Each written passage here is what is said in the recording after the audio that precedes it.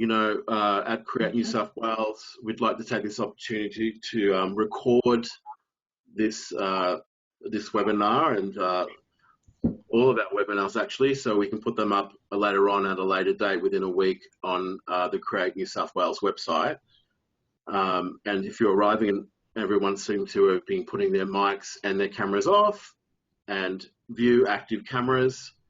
And throughout today's webinar, you have an opportunity as a viewer and to be, I suppose, inspired to write a question in the chat box. And the chat box is, if you'd like, is on the right-hand side up the top. And if you are such, inspired by the expertise that we have with us joining today, please put it in the chat box. We will hopefully, we will have time after we have a break to go through those questions. But the basis of today is when the viewers or the participants for this webinar booked, they had a chance to actually write some questions. So the panel today who has joined us today will be going through and hopefully sharing their expertise about those questions posed. And also, most importantly, accessibility. We have access to live captions, and please click the link below provided in the chat box. So next slide, please.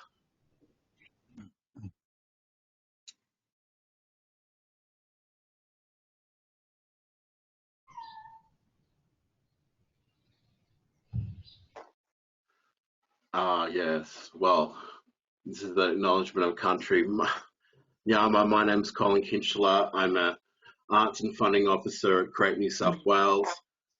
I'm joining you all through this webinar, through this virtual space. But where I live is on Barramadigal lands, which is in the Darug Nation, which is what we call Western Sydney. Each day, at different times, I'm reminded of the place of where I live, and I live opposite Parramatta, or Parramatta Park, if you will. And I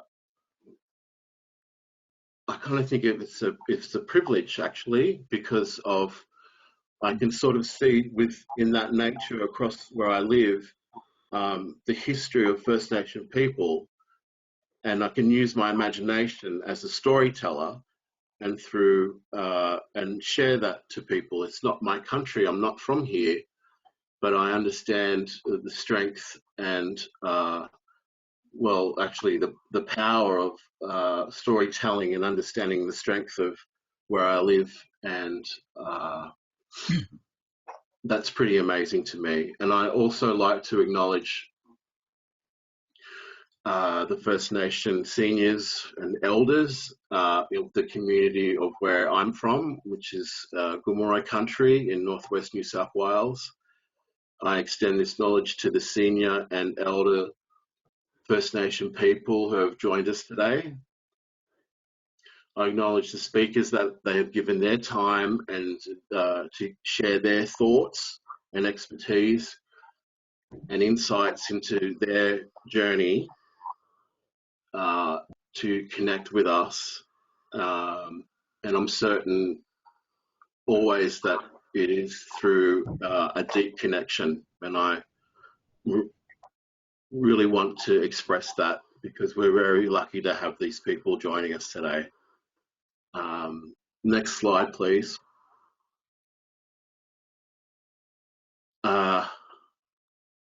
Safer spaces. Now, you might hear that I'm not actually saying safe space, because I think that's an ideal. Safer spaces is a concept, and it's a crucial element of what is expected, and it's a constant thought if you're an artist from a from a minority, if you're a First Nation person, if you're a refugee, and is creating a safer space solely up to a First Nation person. It's definitely not. On most occasions, it is something that is not acknowledged. It is because it is of we as First Nation people go into a majoritarian space, and it gets often forgotten about and often overlooked. Today and I want to acknowledge as well to some of the images, like at Create New South Wales, we respectfully advise that this webinar includes works by, images of, names of, and voices and references of people that are deceased. This webinar comprises and contains copyright material of works comprised and contained within this webinar remains the copyright of the owners that are specified with that. So thank you. Thanks for listening. Next slide, please.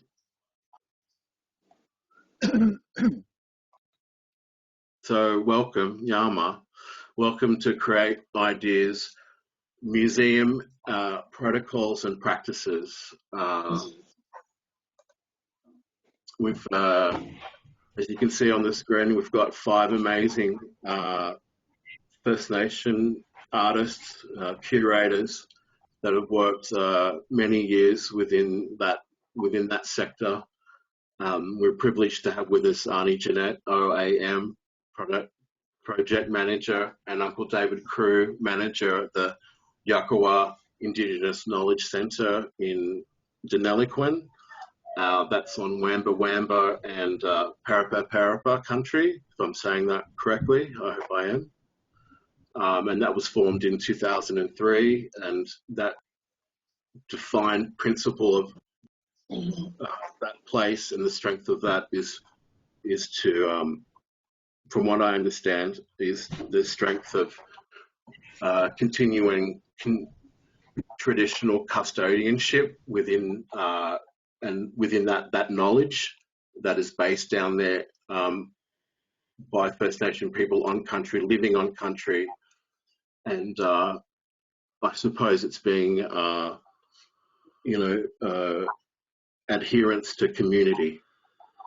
We have with us Uncle Jean Mundine, OAM. What a brilliant artist. He's a curator, a writer, an activist, and he is celebrated as a foundational figure within something that is very needed within the art sector in this country, which is the strength of criticism within First Nation artists and their art and their craft. Uncle John Mundine has I could talk for ages, right? We could do a whole webinar on Uncle John Mundine. Last year he was awarded the Red Ochre Award for an outstanding lifetime achievement. Now that I'm sure he'll say, when does people get rewarded or given an award about their lifetime achievement, especially if they're still producing stuff. Thank you, Uncle John, for joining us. Alison Williams is a Bangayan artist who lives in the Clarence Valley, is recognised as, up there. Her work is prominent with creating, in that spectrum of what is, contemporary art in the Mid-North Coast. And I understand that Alison has been producing work since and been in tune with that craft for when she was such a young girl. And it's diverse, the craft that she's involved with within fibre crafts, installations and sculpture. I need to get up there. I need to get up into that country. It's a beautiful country. And lastly, who's joining us today, and we're very happy to have him, is Matt Poll. He has a really strong embedded history with working within the museum sector, within those institutions. And he's worked many years with the University of Sydney as a repatriation officer. And some of his, collaborations overseas or residencies, within the last 10 years, and going over with the Howard Mitchell Fellowship and the curatorial residency at I'm sure I'm going to say this wrong. It's Musée du Quai Branly in Paris, France. And Matt has a history with working in, not only museums, but in, the gallery space, the art gallery space. And he was an artistic director at the Urban Aboriginal Arts Cooperative, Bamali. And that's a wonderful place to check out as well, I'd like to bring in Auntie Jeanette and Uncle David Crew. For the next few slides, they submitted some images, and I wanted to get them to talk about these three images. And before we get into today, do you want me to talk on? Uncle David and Auntie Jeanette. Yeah, thank you for joining us. How are you? How are we all? Yes, we're coping, and one of the reasons we include this image is such an important one in our centre, is recognising that our community is connected. It's connected through kinship, and this image is of a wedding taken at Moonakulla, and it embodies all of our community and its connection. And it's something that we have people coming into our centre all the time looking for relatives and connecting up, finding aunties and uncles and people they're connected to. I think that's one of the essences of culture centres and museums and places. They can be a place that really connects people to community. We have lots of people talking about who the little ones are, but certainly it's something that it always maintains strong strength in our centre.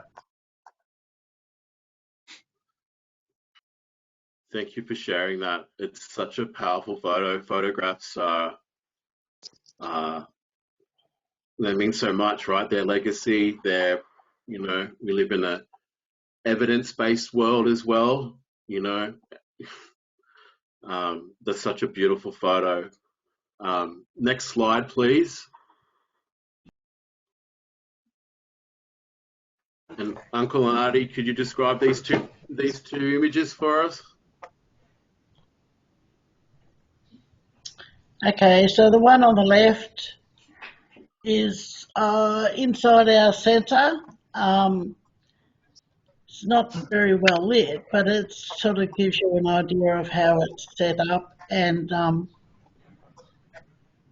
we've got, 3, 4 different exhibitions in that space.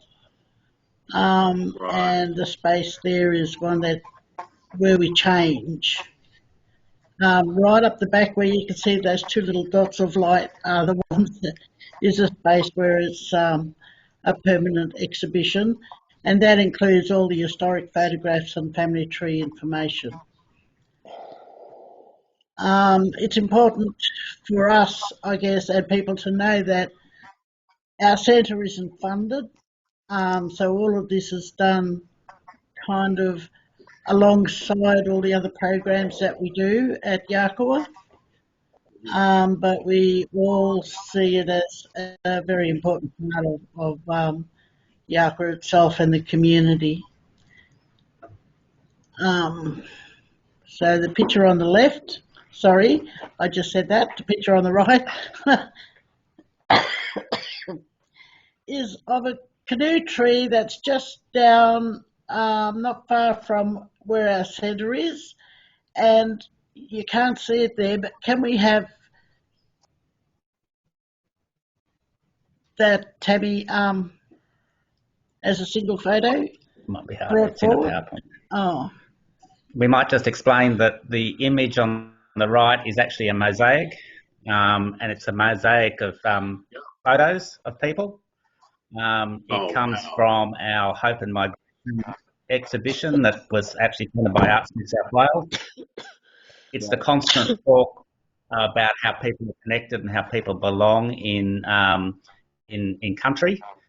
This image is on a big board in our front office. We have only a front window, and many people stop and look at it. And it really goes to some of the principles that Jeanette talks about, is understanding what country is and that people live on country. And people can find their connection to living on country, whoever they are, and that it's a very powerful way of asking people to explore their own migration experience, but recognising that they live on Aboriginal country. And as living on country, they have a responsibility to both look after country and look after people. And it's such a great image that really is testament to understanding past, present and future, I think. it's also a constant reminder that we are still here and it's still Aboriginal land, no matter what else you call it. So, you know, and no matter who else has a piece of paper that says they have freehold title, it's still Aboriginal land and they're still on our land. So it's I think it's a very strong message to everyone, is that it's never changed. You know, you can buy and sell it, but it's still ours. Thank you for sharing those images with us. I remember being down there earlier this year, and I suppose, you know, we'll get into talking about what museums are as opposed to cultural knowledge centres. But Yeah. I absolutely loved what was happening down there on country down there, and to meet you, Auntie and Uncle. Yeah. And it's sort of something that runs through my mind quite a lot, in that, you know, we try to keep our things that are on exhibition as interactive as possible. Yeah. And I kind of have this thing about only using the term museum, where people generally relate museums to things from the past, and things that don't happen anymore. When that's not what we're about. We're about sort of talking about what was, and what is now, and what's still happening, that you know, makes it a live situation, a living situation of us being on country back then and now. So and how we will be well into the future. So when we have kids coming through there, we are able to allow them to touch and feel some of the stuff that's on exhibition. Of course, we do some things that we don't allow anyone to touch. Yeah. But the kids and people generally get a lot more out of being able to touch and feel and relate to items in a way that, you know, they can relate to, you know, especially the grinding stones there that you can see in the centre of that picture.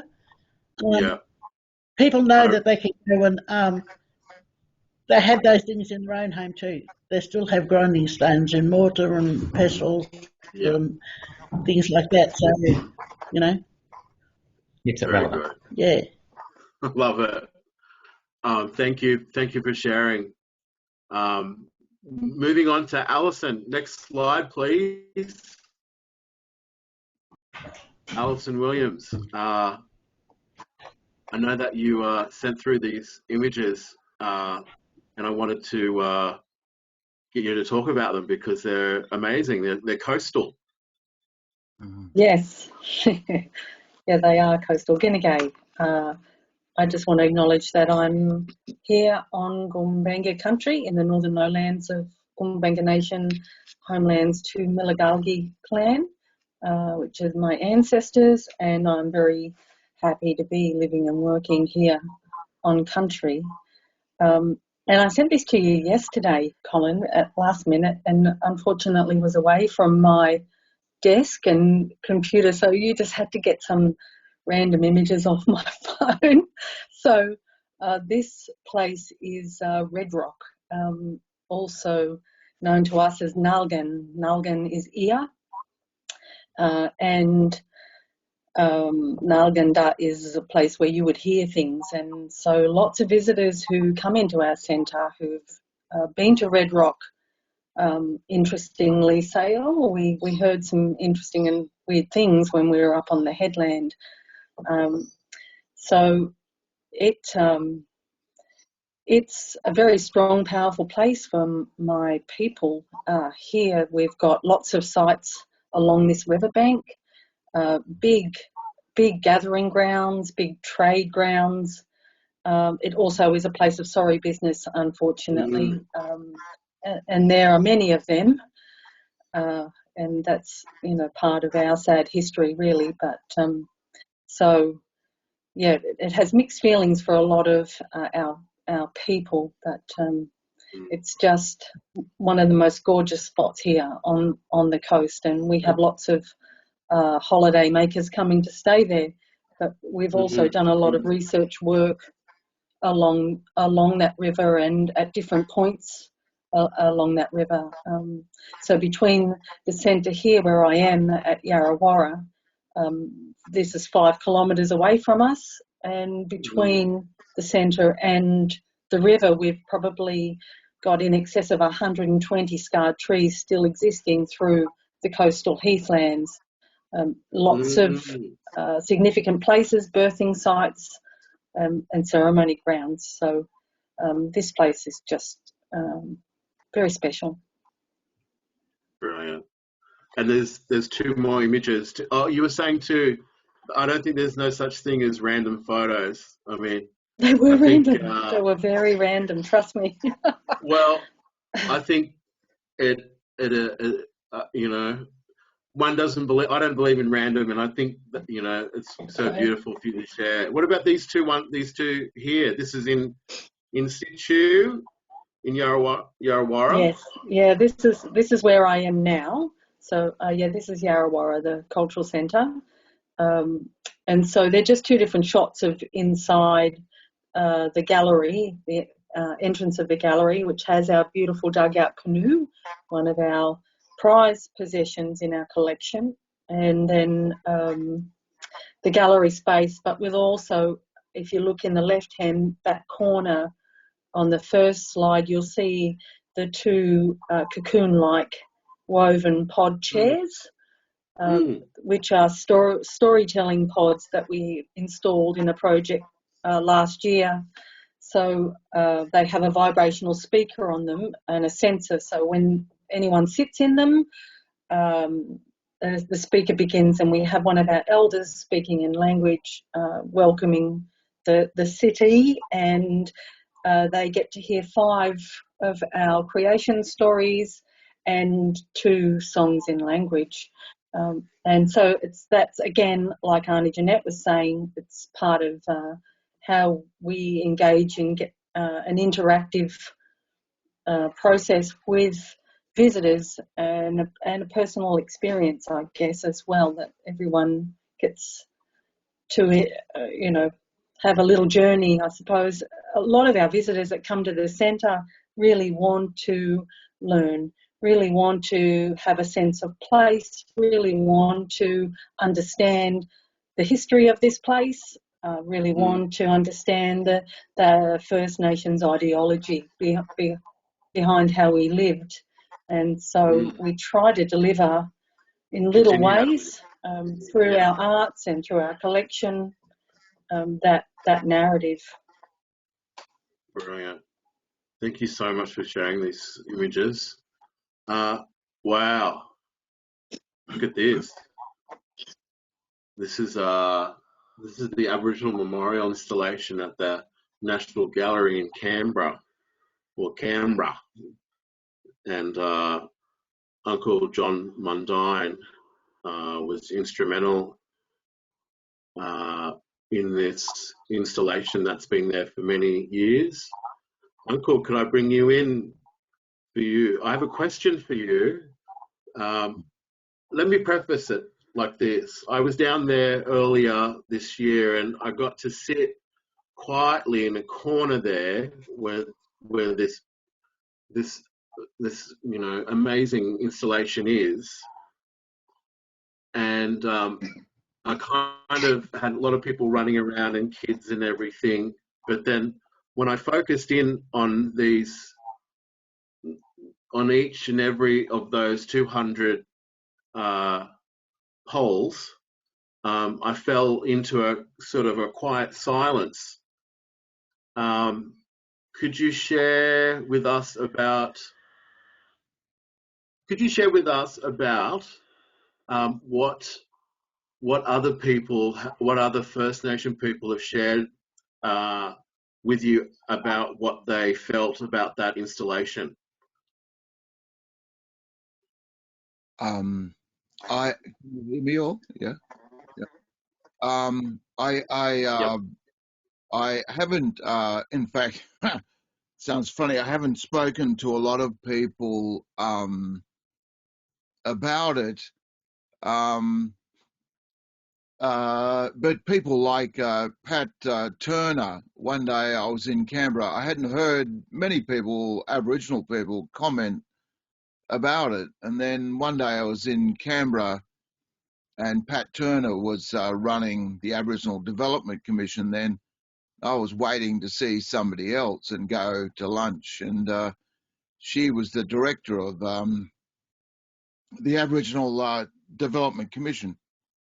And she came out of the office. She sort of surprised me. She came out of her office and came out and said that basically, she said, look, I said hello and that. And then she said, you know, that work there, she said, whenever I have visitors to Canberra, I always take them to see that piece. Now, the piece, the art installation has three parts to it. One is it has basically 8 clan groups, major clan groups took part in it, in creating these. And it's based on a river structure, because there's a river near to Remenginning. I'll just say this quickly. Where I live, they come out of Remenginning, which is more famous most probably because of David Gupilil comes from there. And also it's where the 10 Canoes film was shot, was filmed there. So the river is actually the river of that swamp from the 10 Canoes. And although they made that film, which is the most famous film made about the swamp, in fact, up until the 1930s, the white people who ran a cattle station there tried to wipe out all the people in that area. They just rode around in posses, shooting every Aboriginal person they could. And so 3 clans in that group there, the 8 clans, are practically extinct. And that's because they tried to shoot them all. In fact, Bobby Bunangor told me that his parents were escaped, this gang of stockmen who rode up and tried to kill everyone else where they were camped, and they were lucky to escape. And other people told me that they actually speared some of the cattlemen who came to try to kill them. There's a whole number of stories about these people just rode around trying to exterminate everyone in the area. Now, that happened in Remenginning. People often think, oh, well, this didn't happen in Remenginning. it didn't happen in Arnhem Land, or it didn't happen in the north. Well, in fact, it was very intense and happened into the 20th century that people were still doing this. So people told me lots of stories about being shot at, people trying to wipe out their families. So that's one part of it, that they have a direct relationship to that colonial history and the colonial attempt to exterminate us all. And we are still here. And so they had a bridge to that history as this work. The other is, it was done in 1988. I had this idea in 1988, and a lot of people were boycotting the bicentenary celebration and not taking part, Right. and not doing anything, saying, well, we're not going to celebrate this. And so somebody came and asked me whether I would take part in the Sydney Biennale, and I had this idea, so I chucked it at them. This would be this work of 200 people were making 200 lots of things, 200 women, 200 That's right. famous authors, 200 famous singers, 200 meat pies or whatever. And so I thought I would make these 200 burial poles. I'd talk to people, and they would make them. So that's the other part. That's the second part about it. That it was in response to the statement of 1988. This is really what our response. This is what 200 years of white colonial, European colonial rule has meant to us, to exterminate all of us. Now, having clan groups arranged as they are along that river speaks to how we all live. All our people. I'm Bungelang. I'm from the Clarence River, and just how our particular families lived on this side of the river, or that side of the river, or the top of the river, and so on. And that's how they were arranged. The third part of it was a diplomacy that really needed to be negotiated. I didn't ask. Someone told me to go to speak to the director of the National Gallery, because it meant I didn't want everyone to make these poles for nothing, not to be paid. They really thought about the massacres, and they wanted to make them. I wanted them to be paid for their work. So I went to the director of the National Gallery and showed him photos of the thing in progress. And then he said, no, he said, this is perfect, because they were trying to work out, or him and his curators were trying to work out, look, the government's going to ask us to do something spectacular for 1988. And he said, well, we don't really want to do this. We understand this whole history. And this way, I will commission this. I will pay for these poles. And that way we can say to the government, we're doing something, but it's truth of things. It's a truth telling. So I asked for $1 million. I didn't ask for $1 million for this, but I was able to extract out of them that this would be permanently on display. It had to be permanently on display, and had to be at the front of the gallery. So when you come into the gallery, you know that everything in that gallery, all the beautiful things, all the historic pieces, were predicated on the murdering of hundreds of thousands of Aboriginal people. And that would be one of the, someone said to me the other day, it would be the only art museum in the world that has a memorial at the beginning. And he's retired. He's dead. But that was his. It made them. It allowed them to say, despite the government of the day, etc. Their truth telling. That we believe it too, and we are happy that this is there. So it's permanently on display. and it's at the front of the gallery. It's the first thing you see when The you go in. national. Yeah. So that's the beauty of Amazing. it. Yeah. So that was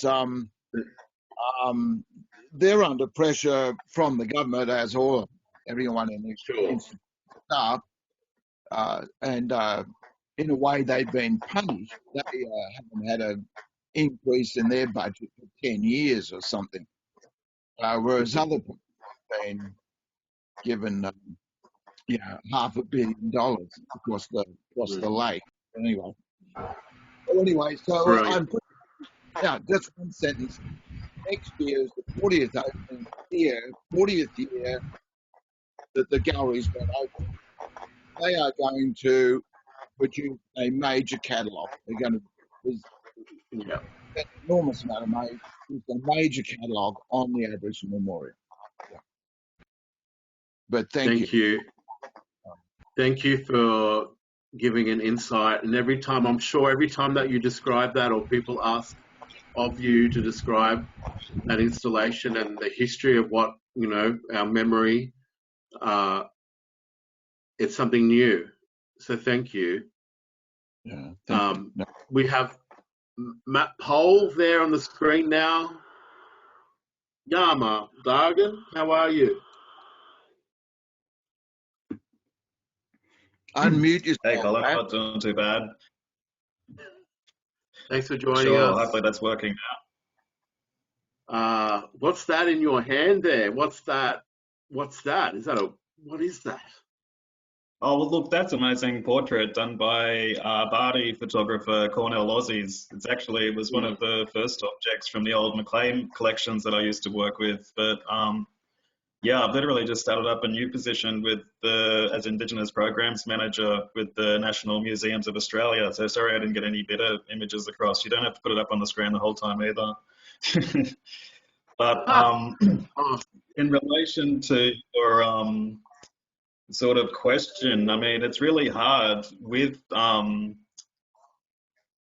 to think about when I think about New South Wales, the entire landscape of New South Wales is a museum in some form. It's been shaped by knowledges and generations of people, whether that's through evidence of the past, or it's just through the landscapes and the way that people attach knowledges and songs and performances to particular spaces and things like that. And, I guess when you visit a lot of museums and galleries and historical societies across the state, you get presented with this old-fashioned way of interpreting the past. There's a lot of pioneer activity and different things like that. So, I mean, to follow on from the amazing thing that Jeanette was just saying then, that, museums aren't just always about the past. They actually need people there to activate them and to transform and interpret those sort of stories into the way that we, engage and tell stories, not just about the past, but also, connect with future generations and people today through the way that we preserve knowledges and things like that. So, there is some pretty massive works in relation to museums and galleries going on across the state. We can look at the amazing renovations recently done at the Australian Museum, for example, and the new show Unsettled, curated by Laura McBride, which is fantastic. I think everyone's pretty excited to see how the Art Gallery in New South Wales will develop in terms of telling that story about, New South Wales art, not just the story of Aboriginal art all across the country as well. I mean, it's an exciting opportunity. Isn't it? Yeah. But we don't want to just focus too much on those, state institutions in the capital cities as well. I mean, we always get that feedback that, it's Western Sydney, it's regional New South Wales. When you connect with organisations like Regional Arts New South Wales or Museums and Galleries New South Wales, there's hundreds of spaces across the state that are really deserving of resources and support. In terms of, just strengthening and, telling a more empowering and powerful story of what it means to be Aboriginal and Torres Strait Islander people, living on country in New South Wales today. So, I guess you know, it just comes back to some of the other examples of really great stuff that's sort of happening. You know, how do you embed that in? There's some great examples of artists, for example, who are, you know, building acknowledgements of countries into new museums that are being built. You know, not just making a statement at the doorway, but doing artworks and creating spaces for people to walk through. And I mean, that's a great demonstration of, you know, reconciliation. It's not just an internal conversation. It's actually something that needs to be demonstrated and shown as you sort of, you know, engage with the whole space. That's And brilliant. the only really way to make that work, I think, is, you know, involving Aboriginal community leaders in, you know, the governance of museums and, you know, involving them deeply in things like programming and exhibitions. It's just not one of those things that you can tack on after the fact of the museum being built. Could I, this might be a great segue, you know, I'm kind of, we'll segue. Thank you so much for sharing that. Like what you're saying there about even, you know, injecting importance into acknowledgement or welcomes is seeing it in a different light and being quite, you know, what, if you want to use the word creative, sure, but it's about staying there and actually letting it sink in, those practices.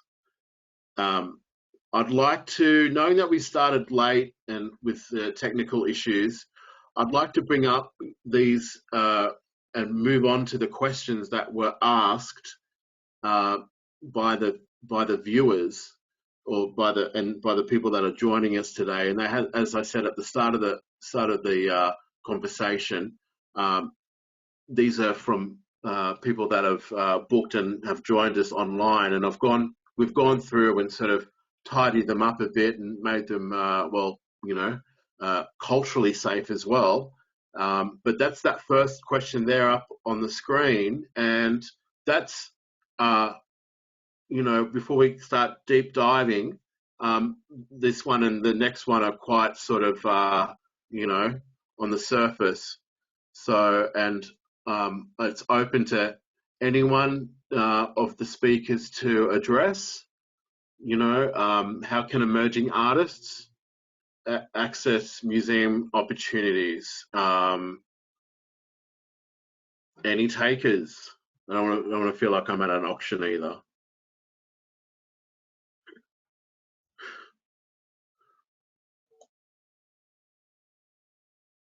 You might be muted there, Uncle John. Yeah, no, just quickly, I don't work with an institution, and as I said, I avoided becoming institutionalized. But I did make some notes about things about museums from inside. Of course, there's an outreach, whatever museum outreach programs that you have. I mean, in the broadest sense of that word, how do you try to react to the local community?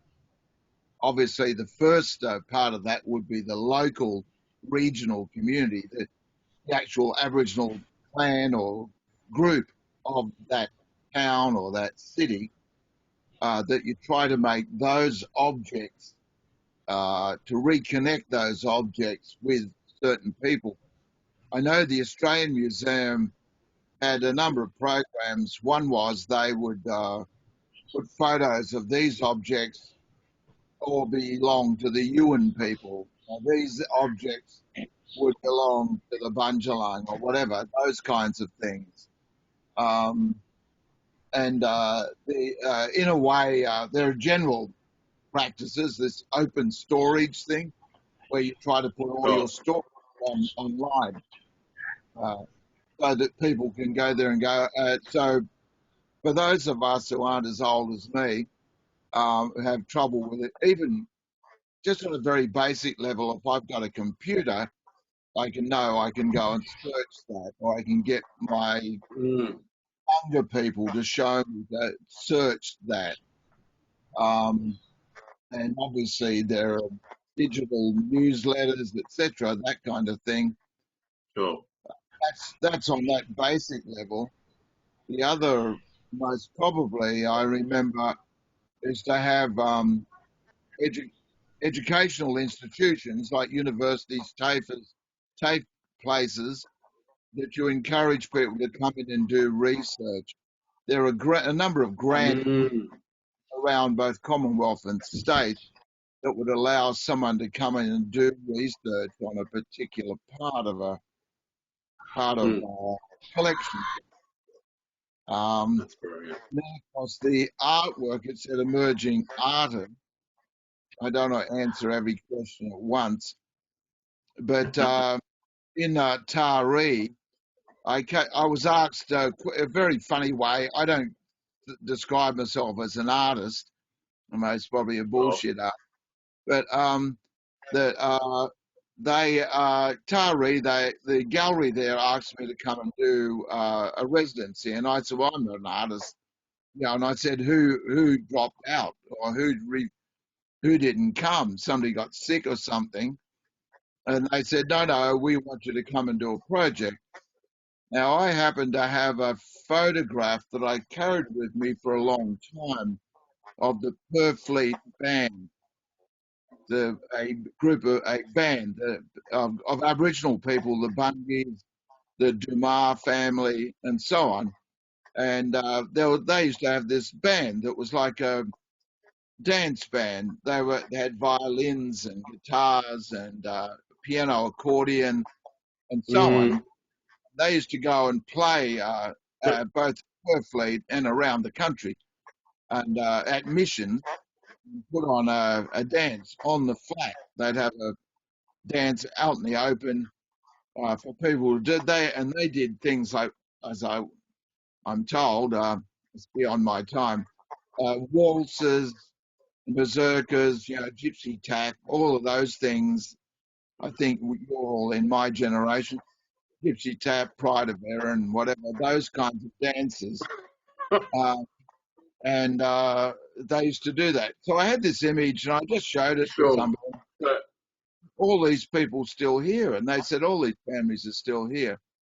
So I was able yes. to take that object out of the museum collection and show it to people, and they all said yeah. And I said, well, would you like to help me come and do a mural of this Mm, image or a mm, painting?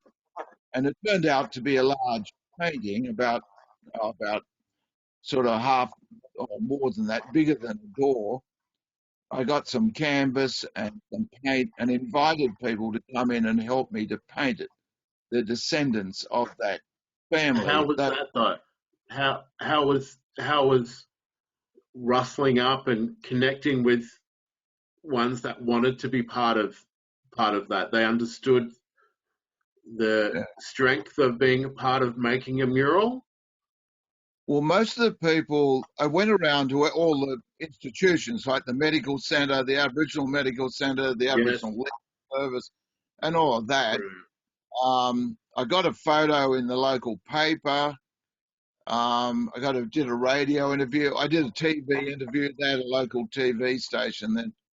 Mm, I couldn't get to everyone, but the the people who worked at the school, the Aboriginal people who worked at the schools, both took mm. to it. Brought their students in from a primary school, Oh, good. Okay. kids, and then the kids from the high school, they brought in a class. And what I did was I I had all the paint and everything That, all set up, and the photo, but I put on that's some really coffee and biscuits and that, so people could come in and when they were there, food always yarn. gets me in. Well, no, Well, but so, I just wanted to open it up. There's some great yarn there.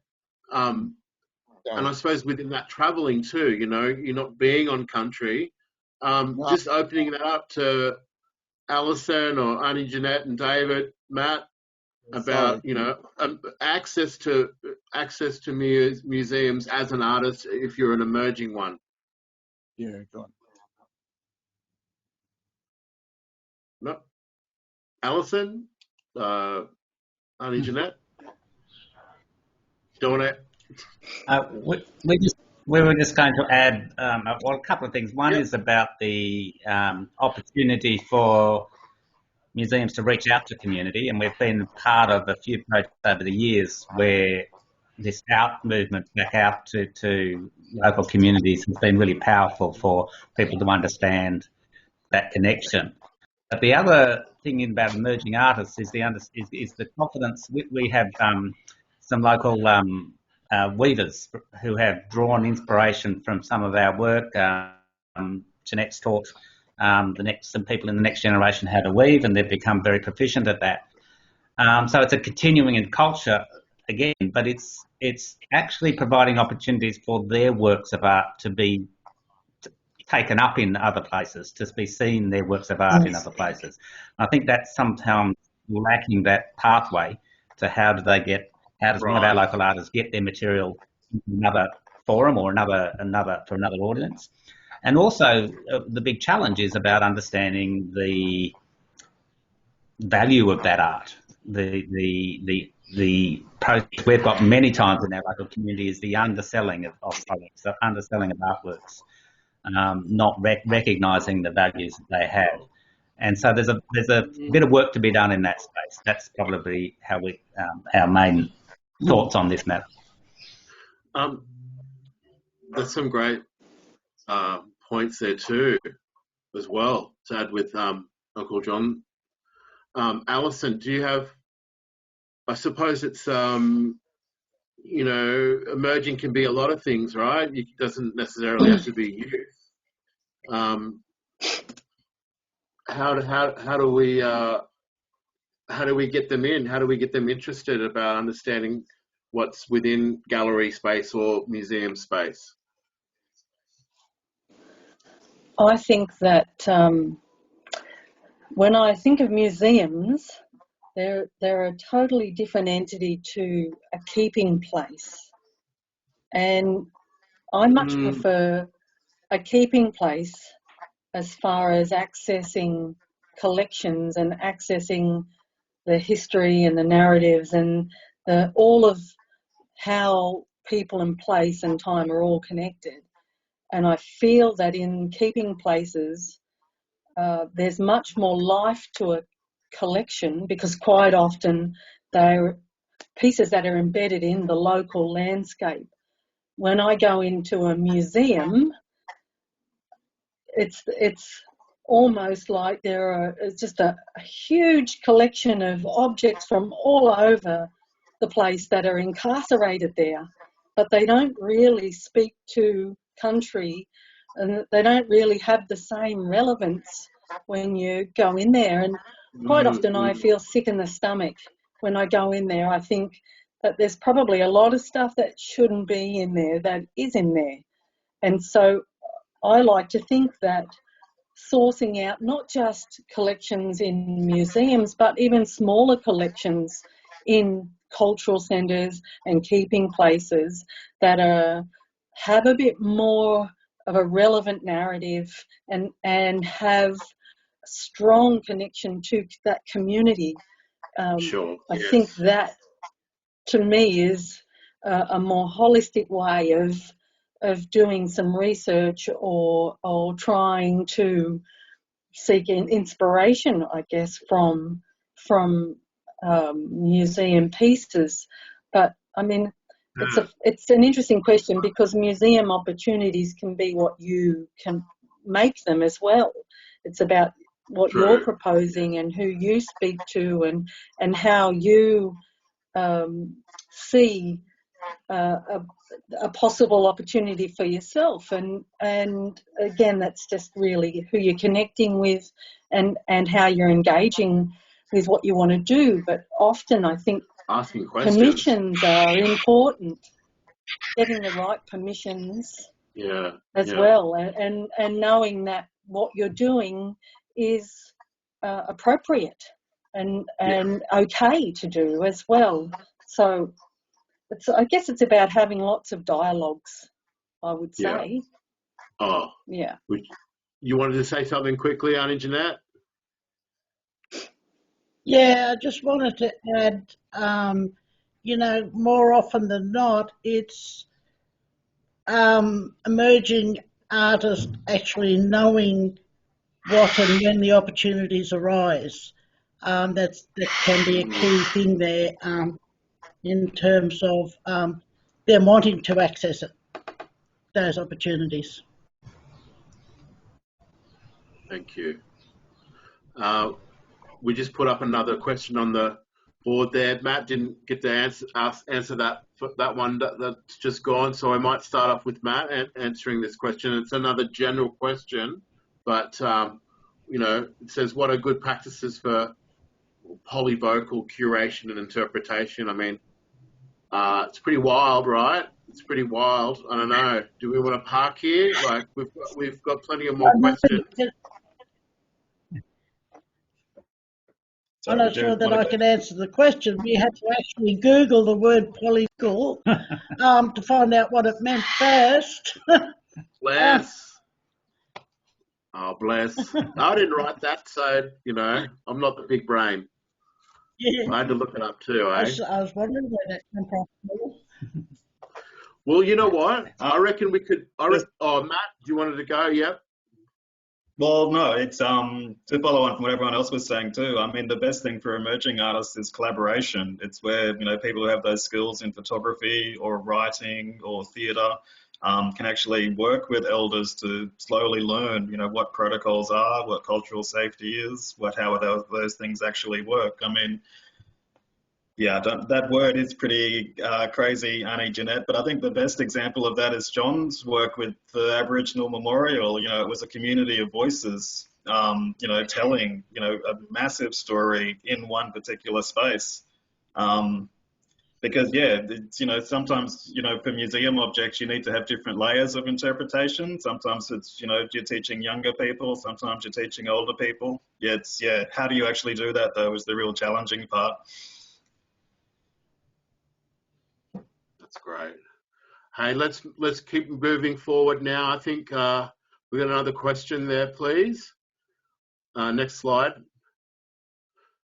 You know, there's that word. I don't agree with using that word, but we left it in there.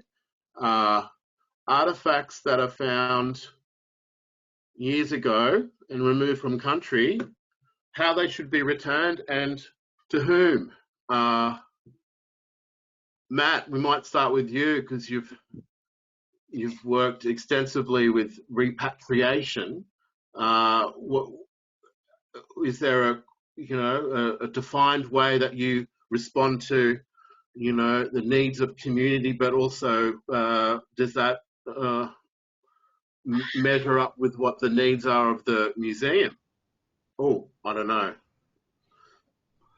Yeah, look, I mean, there's no argument about the case to return things, but I think it's important that you also need to return them, you know, with the resources for community to make the right decisions about them.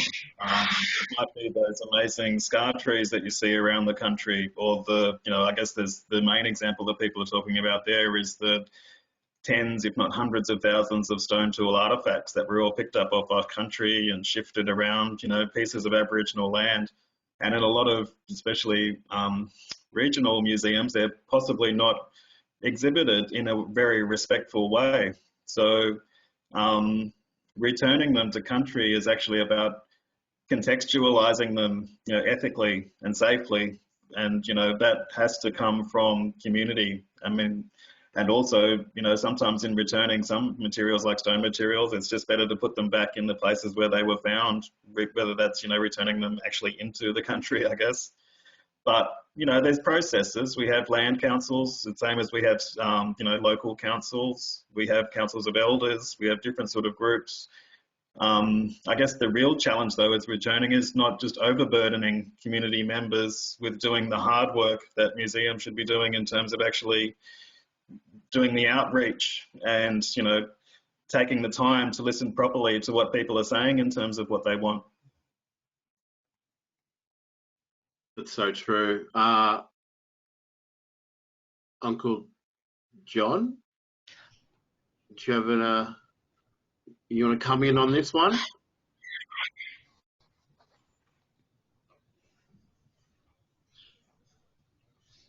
Here we unmute. go. I think you've unmuted yourself.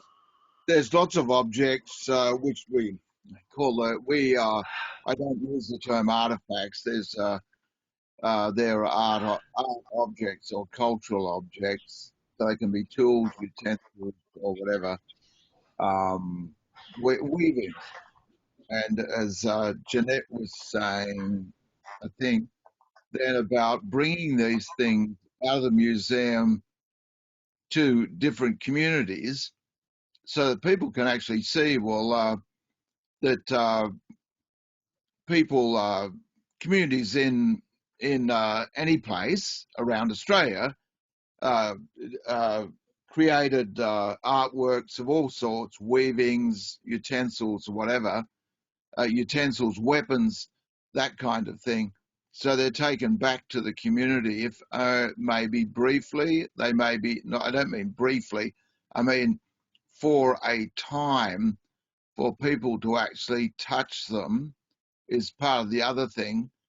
There was an exhibition in New York a long time ago now called Te Maori, and at the Metropolitan Museum, and the Maori people who came there to open that exhibition, they closed off the street and they all danced in the street, performed in the street in New York. But when they went into the exhibition, the people to make the opening, and each object, or every cultural object they walked past, the person related to that actually spoke to it, and to the shock of the museum staff, they actually took the cloaks and put them on as they walked around that night to give their speeches. They put those objects on, or they carried them.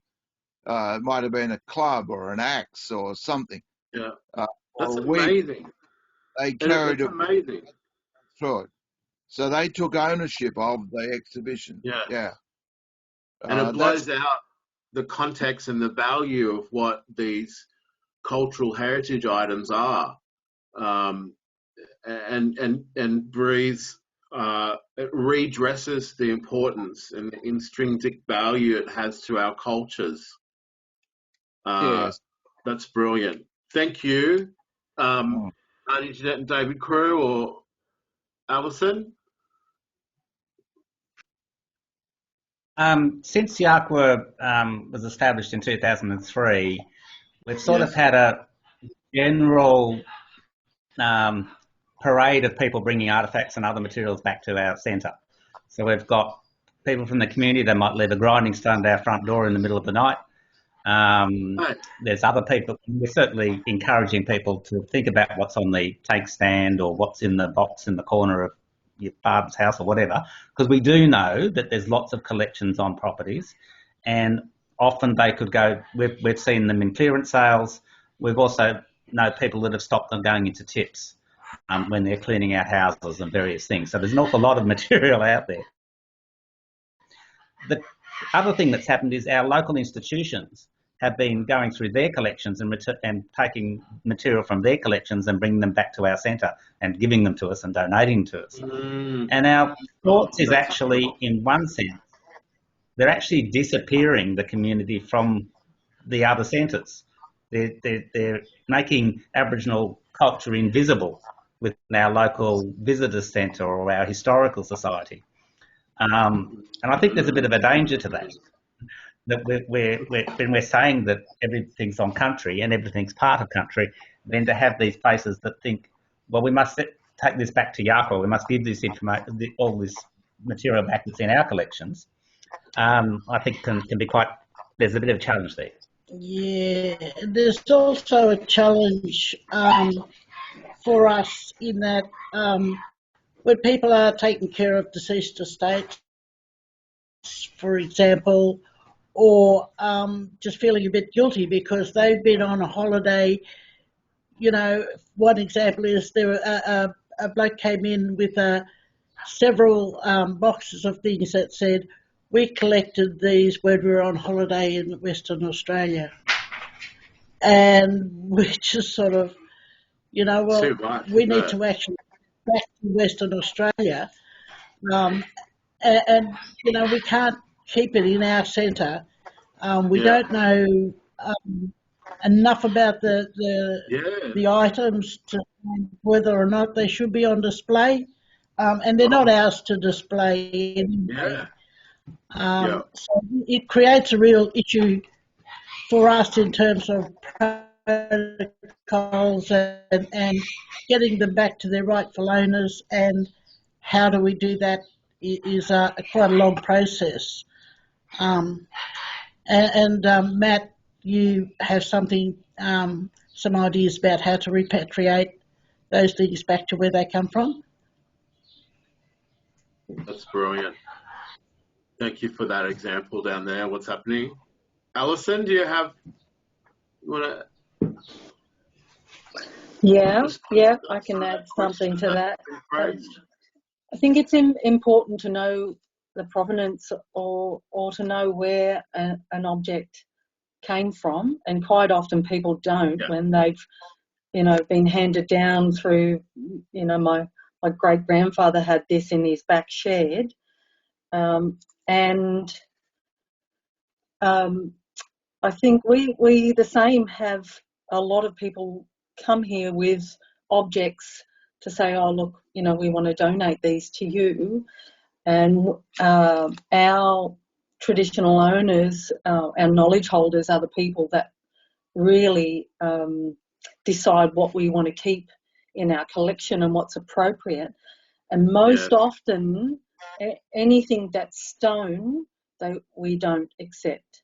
And specifically in this area, because a lot of the stone, and according to our cultural ways, a lot of stone objects carry with them an energy from the place that they come from. And because of that, stones were used in many different ceremonies because they had that ability to do so. So whether it was initiation or birthing, whether it was for increased sites, which we have many here, many increased sites on our hills and headlands, and stones were used specifically with those ceremonies, and then therefore contained that energy. And so our elders here won't accept unknown stones. And so I guess if you've got those sorts of objects and you know where they're from, you really need to contact the traditional owners of that area to get their take on what should happen to them and where they should go. It could be a matter of them just being returned to the earth in a specific area where they came from. They don't necessarily need to be on display, but I think there's a bit of consultation involved. Yeah. Sounds like there's people that wrote that particular question is possibly posed with that sort of in that sort of situation, or is asking on behalf of someone, you know. But it sounds like they're wanting to do the right thing it's the right thing to do, and, you know, consultation and engagement is the right step. Let's move on to the next question. We're getting up to our knees now. We're getting up to our knees before our waist. I'm gonna deep dive. And this is, you know, personal. You know, we can all. Looking over this question, I thought I'd get Matt Pole and maybe Auntie Jeanette and Uncle David Crew to possibly respond to this. From one of the audience members, what have you found to be the biggest barrier to embedding First Nation protocols within a museum context? I mean,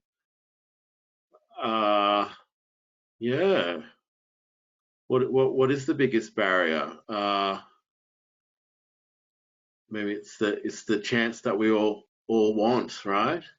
Well, I guess the difference is whether it's an Aboriginal owned and operated museum context, which is quite a lot more around, compared to a more rural or urban-based, you know, local museum historical society context. Because I don't think community have any problems, you know, working with protocols themselves. It's more when protocols that community insist on aren't listened to by sort of other other museum type organizations which are trying to sort of, you know, overwrite the story and tell a, you know, a different story to the one that the community want to tell. It's really hard to organize, you know, advisory committees and to take up people's time in terms of, you know, being available to, you know, a lot of these things are actually volunteer based too, and that's something that actually really needs to be considered. The unpaid work that volunteers put into running museums and galleries, you know, especially with the Aboriginal community, it can be driving, you know, people to and from the spaces. It can be, you know, just making cups of tea and things like that. There's a lot of unacknowledged work that goes into working with museums, and I think that's where people suffer a lot of burnout. So I think the biggest barrier, I guess, is just making sure people are recognised and validated when, you know, they are putting in that time, and, you know, it doesn't all just get swept up into some big fancy launch that, you know, a local politician turns up at and, you know, takes all the credit for, and, you know, there's 20 people behind the scenes who put in the real legwork to make something happen. Sort of end up at the end of the night not feeling that appreciated. I mean, it shouldn't be a barrier, but it's definitely something that happens. Great response. Thanks, Matt. Actually, can we go to Uncle John Stein? Could we get you to respond to this question? If you'd like to. Yeah, sorry. Sorry, Jeanette. I'll just quickly. There's two things. What Matt says is, and I'm sure all of you run through this. You're on this committee or that committee, and it's what I keep arguing about. They have to pay people to go to those committees. And although I said I put on a tea and coffee for that other project for everyone who came in, they could eat as many Scotch fingers as they could. It was there for some people who wouldn't have had lunch or whatever, so that's why I put that on. But at the end of that project, there was a fee, and all I said, look, I can't take this fee. This is for people here. And I divided that money up. So every person there who took part, there was about 40 people. They got $50. I sent them a card, thank you card, and gave them $50 to divide that money up. So it didn't matter whether they were little boys or girls, or they were older people. They were $50. And the other thing is, they were photographed contributing to the painting. So they all got photographed doing their work. And the whole painting was donated to the local gallery. So that local gallery has a collection of colonial paintings of that region and from 1850 or something.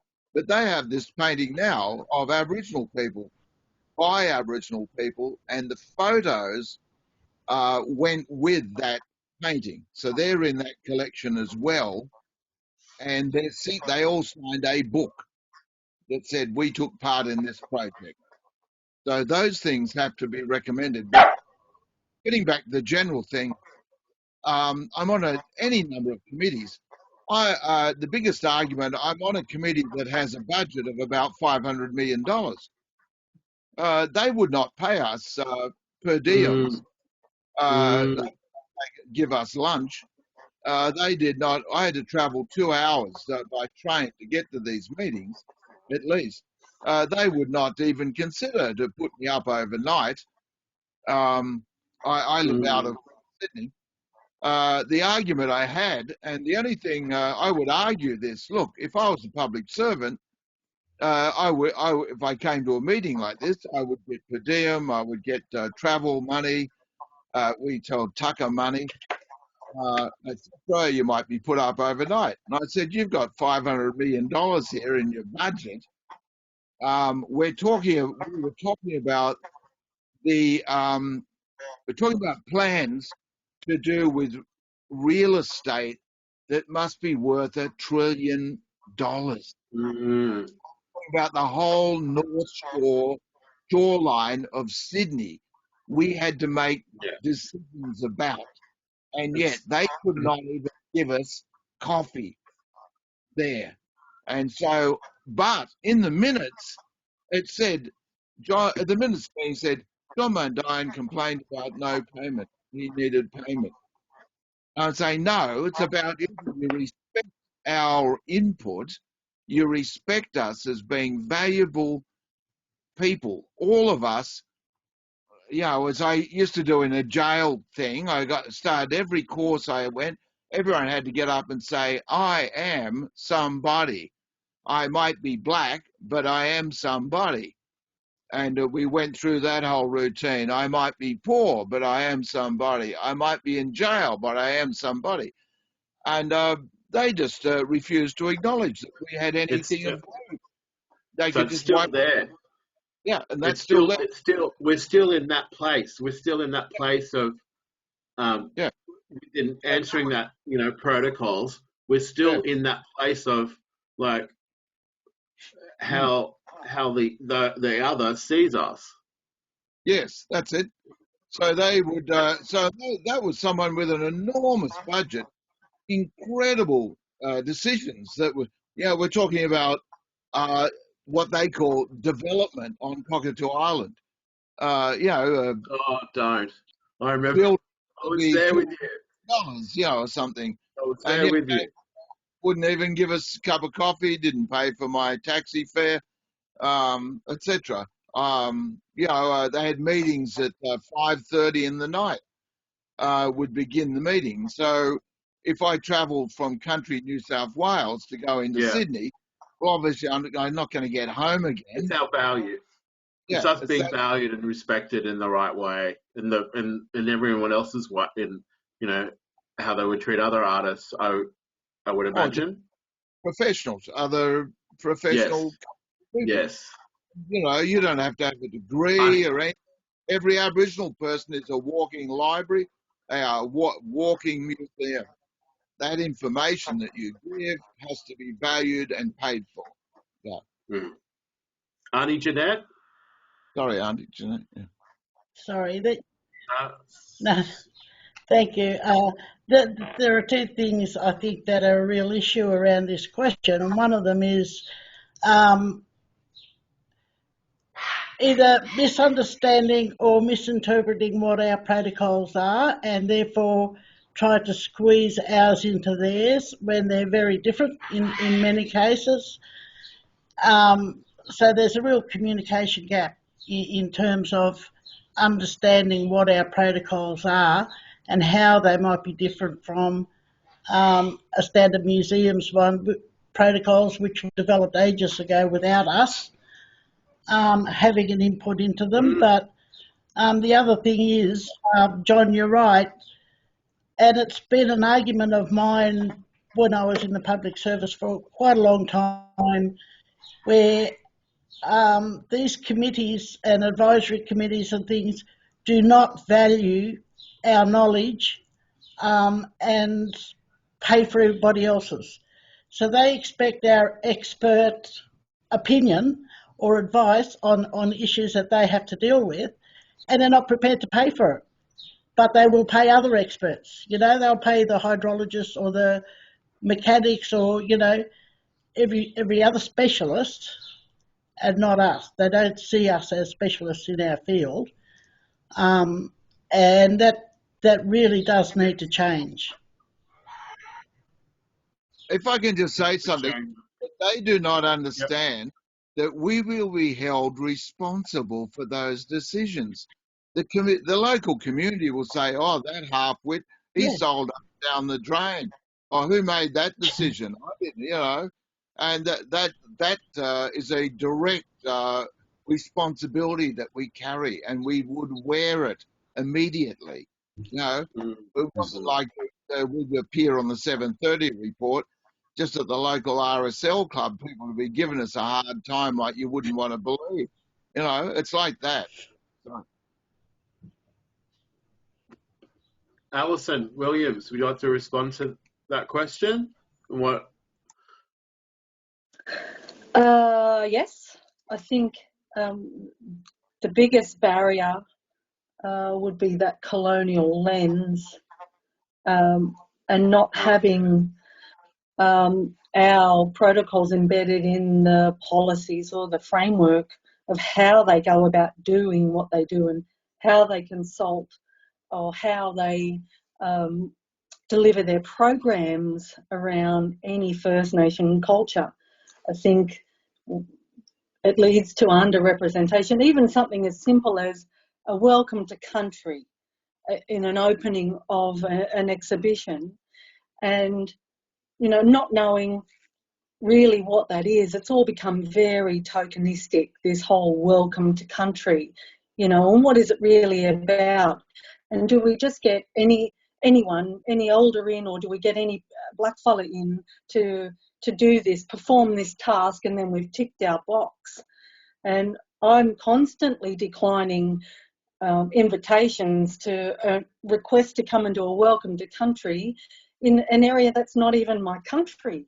And Oh no. No. just there needs to be more education and more consultation when their museums and galleries are building their guidelines, the framework. Yeah. This is how we do it.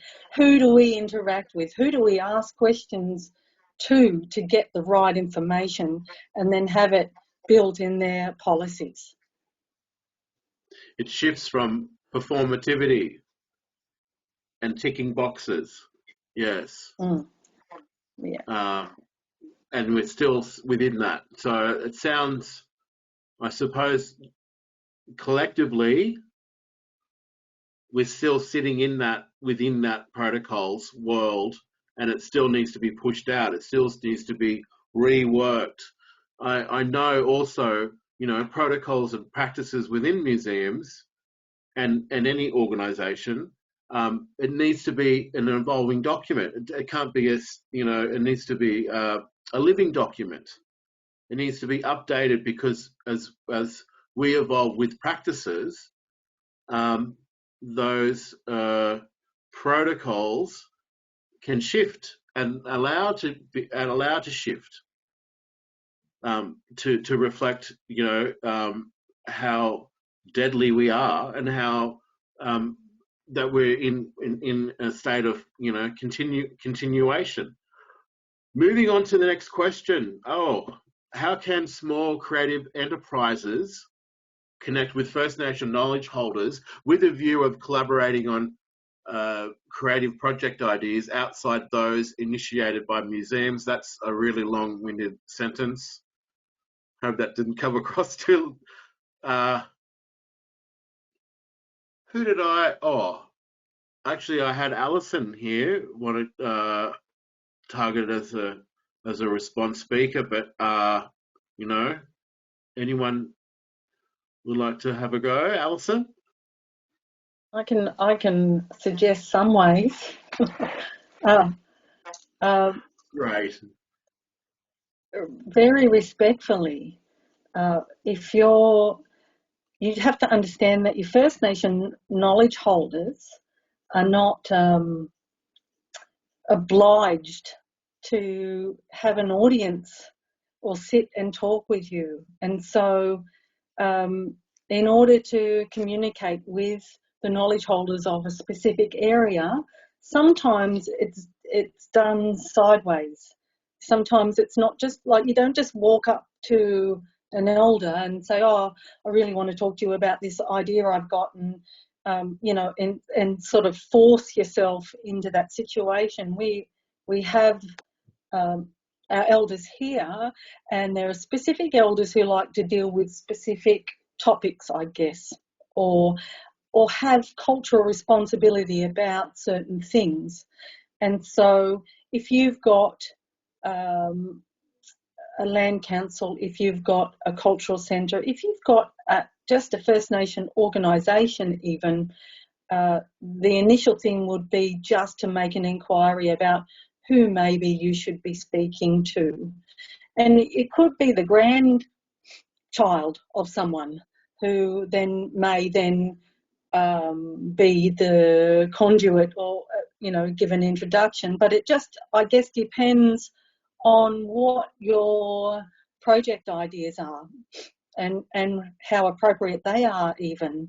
And so there's a process involved with it. But I think sometimes people think that our elders are just sitting around the campfire just waiting to give audiences to people. And I get lots of requests from people, can you please hook me up with your elders? And that's just not how it works. There's definitely a process. And so having a good outline of what your project is, so making it very clear so that then you can communicate that to someone who may then go and speak to a couple of people on your behalf and then get some feedback for you. It's not always a direct link. You're not necessarily just sitting with an elder and, please just, it doesn't always work that way. Yeah, it's still that lens, isn't it? That that lens permeates all across our culture from the other, about, what you were just saying then, like, are elders just sitting around waiting, to be invited? Or, look, I'm knowing that we started late, I'm conscious of the time. I'd like to go to the next question, and we will still have a 5-minute break. Now, Auntie Jeanette and Uncle David, Matt Pole, Uncle John, did you want to see if we can answer this question to one of the audience members that put in this question when they booked to come and listen to you? What can museums do to be more accessible and engage with people with disabilities, invisible or visible? Not to I'm just going to park that there. Would anyone like to respond to that question? Yeah. Thanks, Matt. I think we can continue these online platforms like we've been using now. I mean, it has one positive thing from all these shift to video conferencing and different things like that is it's got some of those people in the museum world out of those little circles of conversations that they're stuck in their own institutions.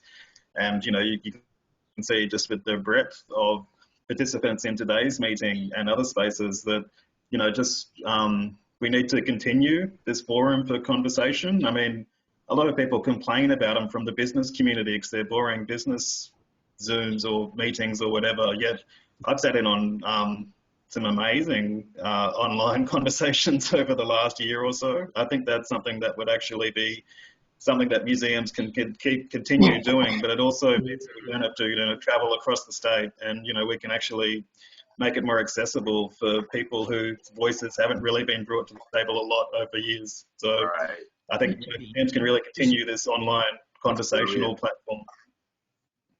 Thanks, Matt.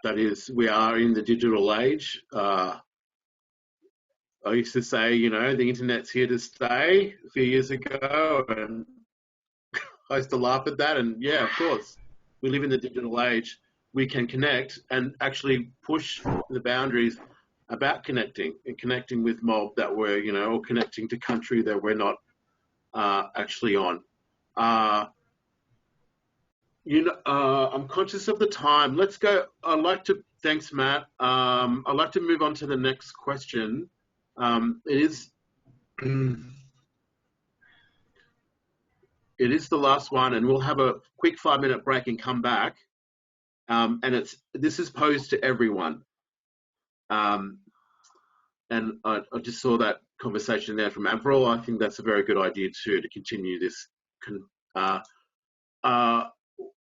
And it's a broad question. What does authentic consultation look like with people on country when exhibiting First Nations artwork / objects that are off country? I mean, we kind of talked about that before, about, within talking about repatriation or working with other mob or going to other places. It's really interesting what you mean. Yeah, Uncle David. When we were looking at this question, it's interesting in our experience. We have our own local protocols that we've gone through our own processes as a community, and we've established the ways we do things, and when we communicate those out to our local museums, our local institutions, I think we can see when that works. So it's how good it is. We recently had a hip hop artist from Alice Springs, I think, come, and the view was that he couldn't do any of his work until he'd gone through a local protocol to accept him to do work on our country. And it was really meaningful and really positive. And refreshing. Then we looked at the local paper and we saw a local school had got an Aboriginal artist in to do some work in that local school who didn't come from here, who didn't have any connection. He just happened to be in the education circuit. And it really spoke to this two things happening. We've got people that are open to engage and open to be part of protocol and then change their systems to work with it. And then we've got institutions which don't even know that exists, don't even know that there is a process to go through. And that's a huge frustration for us who, as an open organisation that is engaged and we put out a lot of information, to realise that there's a lot of hard work in establishing that relationship and trust. And often in our institutions, the changeover of staff means you're back at square one when you're starting to engage with that agency. So instead of it being a cultural change in those organisations, if it's not a cultural change in those organisations, it's always going to be on the local community to be on guard for what's happening. And I think that's a real frustration. We really need our institutions. It has to be a change in their culture for it to be easier to accept local protocols. Brilliant. You've made us all aware of, you know, the different elements and the moving parts that are always happening within community, within who we engage with, and I suppose, you know, answering that, you know, that authentic consultation or authentic collaboration is it needs to be the first thing that we want to achieve. I've just been told that we can't have a break because we're moving so fast to 1:30, knowing that, you know, we started really late. We are going to go to the next two slides, please. Okay, now we're just going to,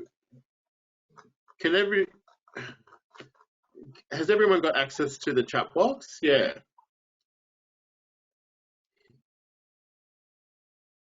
Where is that? On the top right-hand side, up the top. I just said that. On the right-hand side up the top there, Uncle John. Chat. Got it, yeah. And now I'm just seeing if there's any questions that we can to everyone's saying great talk.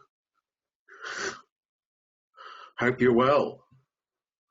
Fantastic discussion. Okay, well, where's these questions? Apologies, I have to leave the webinar.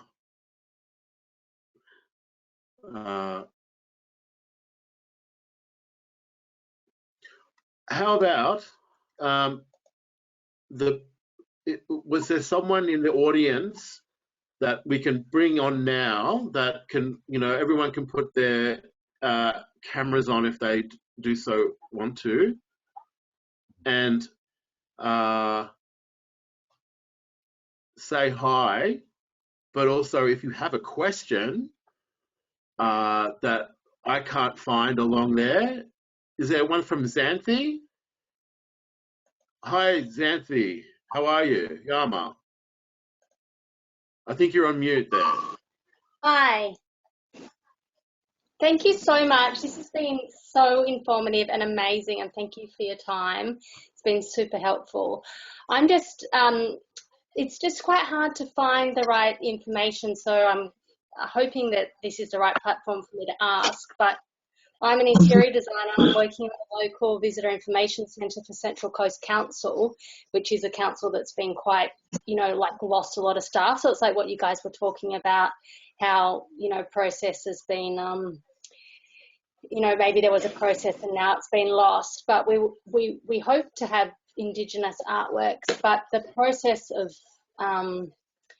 finding the artists is really confusing, because I've got one line where it says there needs to be new artists, but then there's the other thing where if I go to local land council, there's one artist who I can speak to, but they're the only artist who's getting all the tenders on the Central Coast. There's only one artist who's getting every tender, but I'm not sure how I can culturally,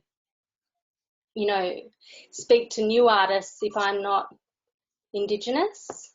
Sure. And there's a lot of great artists who I know personally just as friends who I'd love to engage, but I don't know what the, does it need to be through an elder culturally? Is that Alison Williams, is there someone who's in that?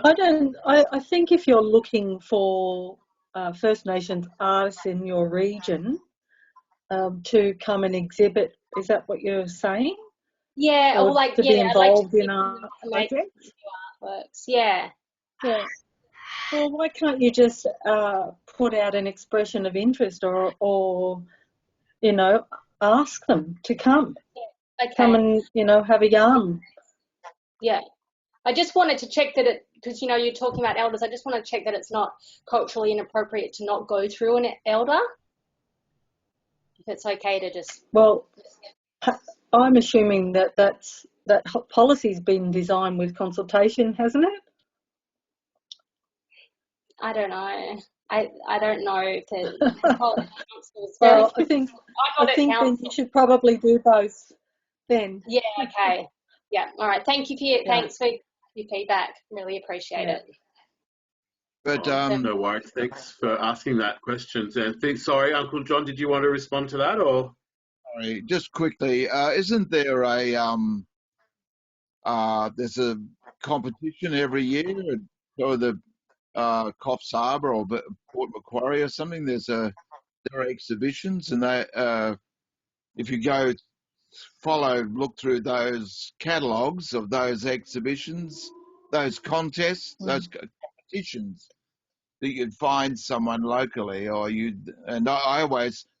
I'm not really good at internet and whatever. I normally just ring people. I'm a good, they call me Johnny Talk a lot, but I just think conversations are where you start to have that. Yeah. Yeah, awesome. Thank you. That's great. Can we just add? And everyone should have this one. I just want to add that. Yes.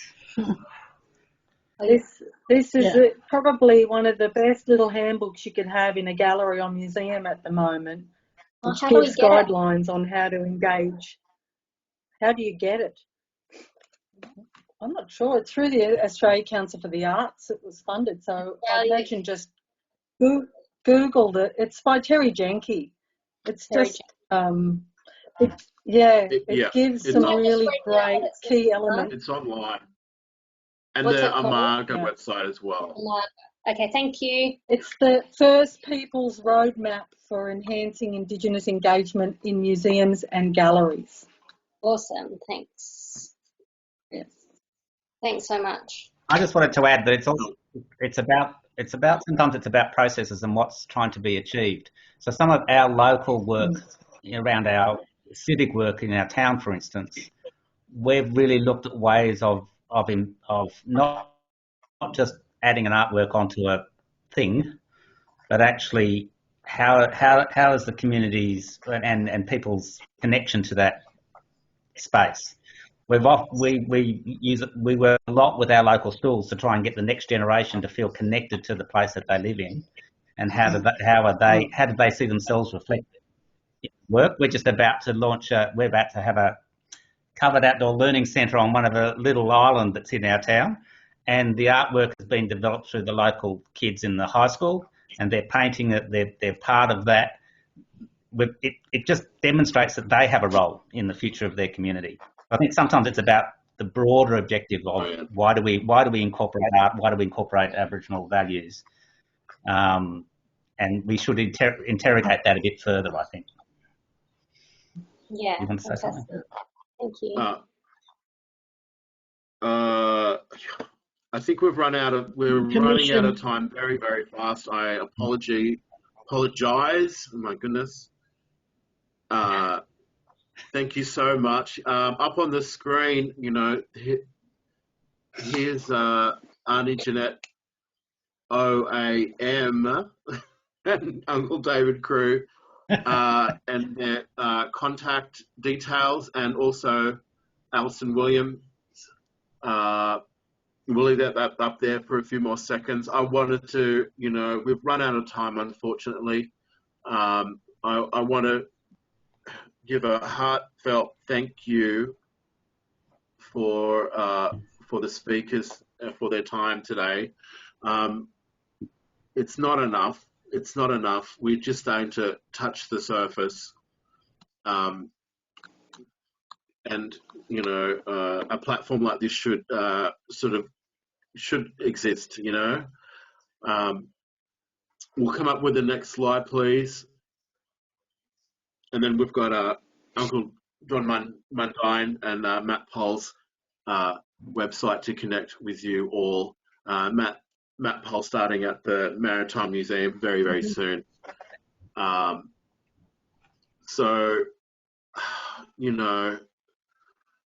There is a lot of accountability for museums. There's a lot of accountability for us as First Nation people working within museums, engaging what roles we have.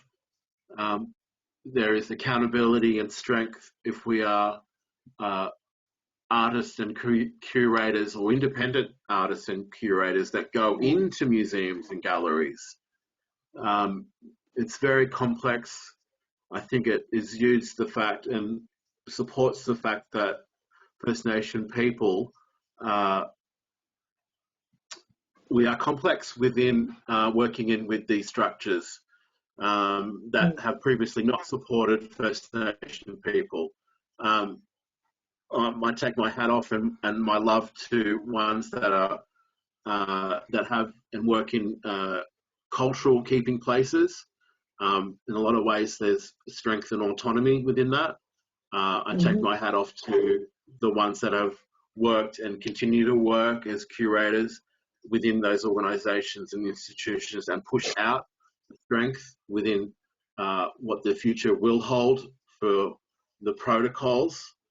And it seemed today to understand that there needs to be an ongoing protocols. There need to be their ongoing documents, living documents that work within these institutions. I thank you all very much. Could we go to the next slide, please? This is just housekeeping again. Like, I appreciate everyone's for the speakers, but for the audience that joined us today, we've had a lot of people in numbers come and wanting to hear you. As I said at the start, this will be edited down and available on, the Create New South Wales website. There's our socials there you can see on the screen. Maraginda is thank you in my language. My name's Colin Kinchler. I thank you, and hope to do this again, because I don't think we're finished. It's unfinished business. To Auntie David and Auntie Jeanette and Uncle David Crew, thank you so much. Uncle John Mundine, thank you. We could sit and listen to you for hours. Thank you, Alison Williams. Thank you, Mr. Matt Poll. I'm sure everyone got a lot out of it today. So I wish you all the best and hope to connect with you all soon again. Thanks very much. Thank you, Thank Colin, you. for hosting. Yalu.